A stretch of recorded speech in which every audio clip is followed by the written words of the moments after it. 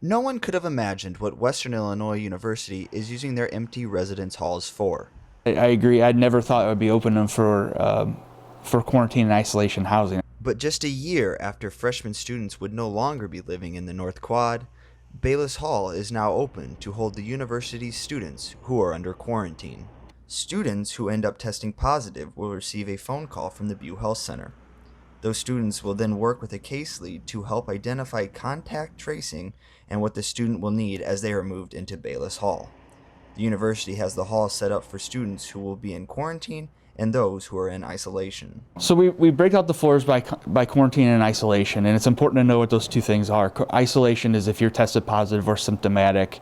We want to isolate you away from other people. Quarantine is we believe you have been in direct contact but you have no symptoms, and that period of time is for 14 days. Any student in quarantine or isolation is not allowed to leave the floor that they are put on. They can go use the restrooms and showers on the floor, but they are not supposed to enter anyone else's room.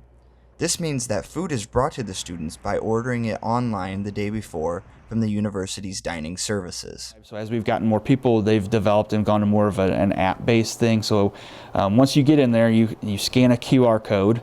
That QR code brings up a form, and we ask, pretty much you put your order in for the next day. So the menu pops up, you pick what you want, you fill it out based on that, and then Sodexo brings it 2 meals a day. They'll bring those meals up, and it's tagged for you got your name on it. The university has made an effort in helping students stay entertained while they are in quarantine or isolation.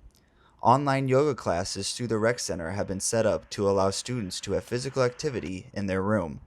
The university is also hoping to put on an outside concert for the students in Bayliss.